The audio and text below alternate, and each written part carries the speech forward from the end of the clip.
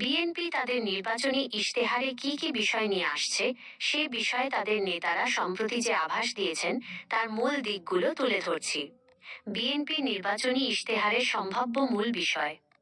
বিএনপির ইশতেহারে মূলত 4টি প্রধান বিষয়ে জোর দেওয়া হবে বলে জানা গেছে।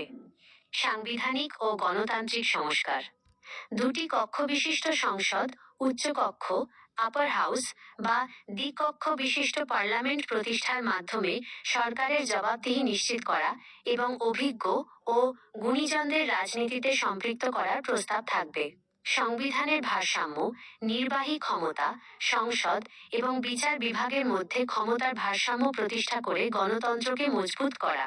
আইনের শাসন, স্বাধীন বিচার বিভাগ ও নিরপেক্ষ দুর্নীতি দমন কমিশন দুদক নিশ্চিত করা। 2 অর্থনৈতিক পুনরুদ্ধার ও কর্মসংস্থান।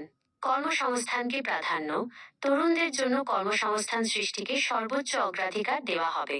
বেকারত্ব দূর করতে বিশেষ প্রণোদনা এবং সহজ শর্তে ঋণের ব্যবস্থা থাকবে।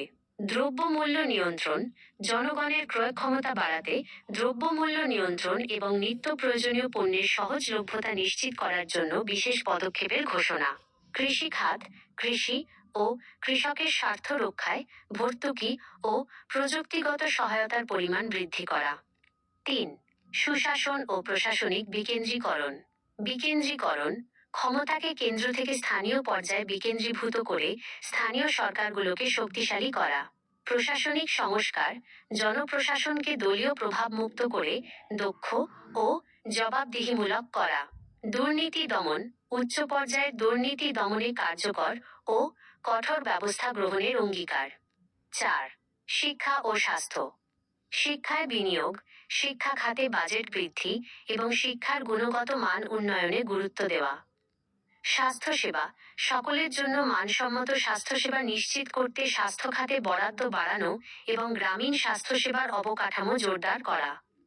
দলীয় নেতারা জানিয়েছেন এই মাসের শেষের দিকে অথবা জানুয়ারির প্রথম সপ্তাহে পূর্ণাঙ্গ ইশতেহার প্রকাশ করা হবে।